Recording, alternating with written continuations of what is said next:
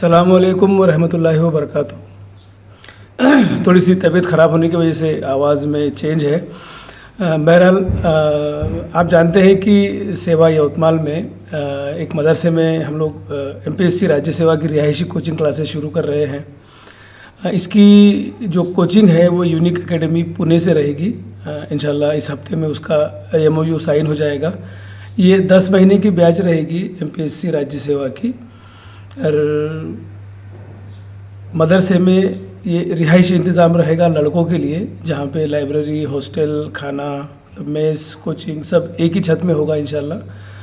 और इसके साथ साथ हम लोग कुछ लड़कियों को 15 से 20 लड़कियों को, मतलब 50 लड़कों की ये बैच रिहायशी रहेगी और 15 से 20 लड़कियों को हम लोग ऑनलाइन देंगे एमपीएससी की ये राज्य सेवा की कोचिंग क्लासेस। 2 मुद्दे जो है आपके सामने बयान करने हैं मुझे, जो मेरे हिसाब से ख़ास है कि हम लोग इस एमपीएससी राज्य सेवा की कोचिंग क्लासेस की एडवर्टाइज रमज़ान से पहले से कर रहे हैं। मतलब कि जनवरी एंड से फरवरी से ये एडवर्टाइज शुरू है, जो पूरा रमज़ान महीना चली। रमज़ान के महीने में मस्जिदों में बैनर लगे, पोस्टर लगे। उसके बाद में मस्जिदों में जुमे में ऐलान हुए। आप तसव्वुर करिए कि जुमे में रमज़ान में नमाजियों की कितनी तादाद होंगी। और ये यवतमाल ज़िले के अलावा जितने ज़िले से लोग जुड़े हैं, करीब 15-16 ज़िले जो महाराष्ट्र के हैं, उन तमाम ज़िलों में ऐलान हुए, व्हाट्सएप पर चला, सोशल मीडिया पे चला। और इसके बावजूद 15 अप्रैल तक 164 बच्चों ने रजिस्टर किए, जबकि होना ये चाहिए था कि कम से कम 164 की जगह 1164 बच्चों ने जो है ना वो रजिस्ट्रेशन करना था। बहरहाल 1164 की जगह 164 बच्चों ने रजिस्ट्रेशन किए। 15 जुलाई तक हमने ये फॉर्म रखा था। 15 जुलाई, सॉरी मैं जुलाई बोल रहा हूँ, अप्रैल, 15 अप्रैल तक हमने ये फॉर्म ओपन रखा था। और 15 अप्रैल के बाद में 18 और 19 अप्रैल को हमने यवतमाल में इसके लिए डॉक्यूमेंट वेरिफिकेशन और इंटरव्यूज़ रखे। उन 164 बच्चों में से 129 बच्चों से हमारा रब्ता हुआ, उनको हमने व्हाट्सएप ग्रुप पे ऐड किए। और 18 अप्रैल को हमने 50% बच्चों का और 19 अप्रैल को 50% बच्चों का, मतलब 64-65 बच्चों का हमने जो है इंटरव्यू रखा। इन 64 बच्चों में से 18 अप्रैल को 16 बच्चे इंटरव्यू को आए और दूसरे दिन 28 बच्चे इंटरव्यू को आए। मतलब 129 जो बच्चे थे उसमें से 44 बच्चे जो है वो इंटरव्यू को आए। ये पोजीशन है अपने कौम की सरकारी नौकरियों की तैयारी के लिए। मैं ये मुद्दा इसलिए बता रहा हूँ कि वो तमाम लोग आपके और मेरे जैसे जो इस कौम में तालीमी इनकलाब चाहते हैं, हमको ये समझना पड़ेगा कि खाई बहुत गहरी है। दूर दूर तक हमारे यहाँ पर इसकी सोच ही नहीं है कि हमने सरकारी नौकरियों में जाना चाहिए। और वो सोच इसलिए नहीं है जो 10 साल से हम बोल रहे हैं कि हमने इसको इबादत समझा ही नहीं है, हमने ये माना ही नहीं है, कभी समझा ही नहीं है, सोचा ही नहीं है कि हमको उन ओहदों पर जाना है जहाँ से हम कुरान के हुकूक की अदायगी करेंगे। वो मैसेज, वो हुक्म जो हमको कुरान देता है कि तुमको खैर उम्मत बनना है। बहरहाल ये पोजीशन है। दूसरी तरफ पॉजिटिव बात है जो आपका हमारा हौसला बढ़ाती है कि ये जो 44 बच्चे इंटरव्यू को आए, उनमें इतनी तड़प और इतनी भूख है कि वो बोल रहे थे कि सर बस हमको मौका मिले, हमको कोचिंग मिले, हमको सही रहबरी और गाइडेंस मिले, हम रिजल्ट ला कर दिखाएंगे।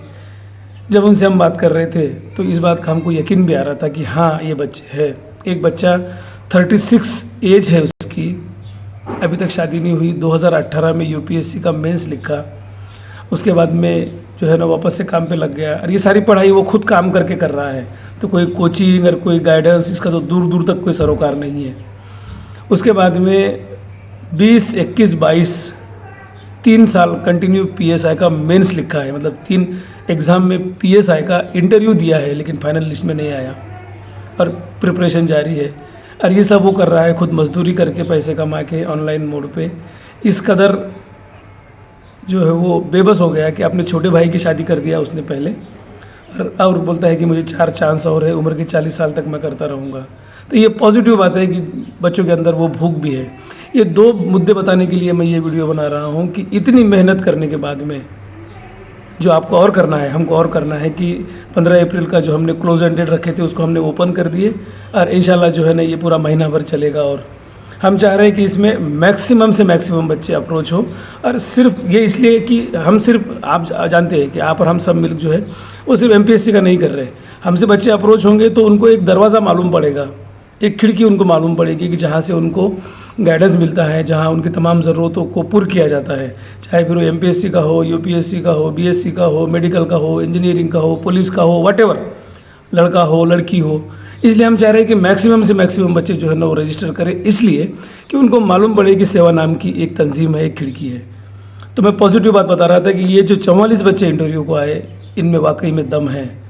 भले ही वो रॉ है लेकिन उनमें करने की जुस्तजू है, कुछ कर गुजरने की ज़िद है।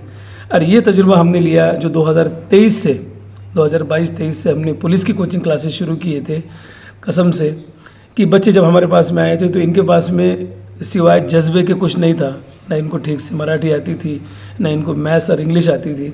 लेकिन यही बच्चे जब 6-6 महीने यहाँ पर ट्रेनिंग लिए, कोचिंग लिए, मेहनत किए, बेइंतहा मेहनत किए और उन्होंने साबित किए कि आज अल्हम्दुलिल्लाह जो है वो सैकड़ों बच्चे पुलिस और यूनिफॉर्म सिविल सर्विसेज में हैं। इसी बैच से भी MPSC की हमको वही उम्मीद है। आखिरी बात बोलकर अपनी बात को ख़त्म कर रहा हूँ कि हमको, आपको और हम सबको एक ये राह, एक ये रास्ता जो है वो कौम को देना पड़ेगा। और इसके लिए आज हमको इन्वेस्टमेंट करना पड़ेगा अनकंडीशनल, बिना रिजल्ट की परवाह किए। कि हम हमेशा बोलते हैं कि ये सेवा का जो हम काम कर रहे हैं ये बिना रिजल्ट की परवाह किए काम कर रहे हैं, क्योंकि आपके और मेरे हाथ में सिर्फ काम करना है, सिर्फ मेहनत करना है, सिवाय इसके हमारे हाथ में कुछ भी नहीं है। तो मेरे तमाम साथियों से मैं 2 चीज़ों की अपील कर रहा हूँ। पहली कि ये MPSC की जो बैच का गूगल फॉर्म जो चल रहा है, ये जो वेबसाइट स्क्रीन पर चल रही है, ये वेबसाइट को क्लिक करने के बाद में पहले ही पेज पर ओपन होते ही सही जो है ना वो नोटिफिकेशन फ्लैश होता है गूगल फॉर्म का। इस वेबसाइट को आप सर्कुलेट करिए और गूगल फॉर्म भरने को लगाइए बच्चों को, ताकि ज़्यादा से ज़्यादा, हम चाह रहे हैं कि कम से कम 500 बच्चे तो भी कम से कम जो है ना वो रजिस्टर करें, वो इस सेवा तंजीम से जो है जुड़े। दूसरी बात कि कसम से, खुदा की कसम, आपको और हम सबको अनकंडीशनल बिना उम्मीद रखे काम करना है और अपने पास में आज जितना है वो सारा इन्वेस्ट करना है। आज अगर हम इन्वेस्ट नहीं करेंगे, आज अगर हम बीज ज़मीन में नहीं डालेंगे तो ये पूरा जो समाज है वो बंजर रहेगा। यहाँ पर उम्मीद के और साएदार और फलदार पेड़ नहीं आएंगे। ये बात अब मेरी, आप जो मैं दिल की गहराई से आपको बोल रहा हूँ उसको समझ लीजिए कि हर बार मैं शेर पढ़ता हूँ कि अपने असलाफ़ की अज़मत को बचाया जाए, अपने असलाफ़ की अज़मत को बचाया जाए, बोझ भारी है चलो मिलकर उठाया जाए। अस्सलामु अलैकुम व रहमतुल्लाहि व बरकातहू।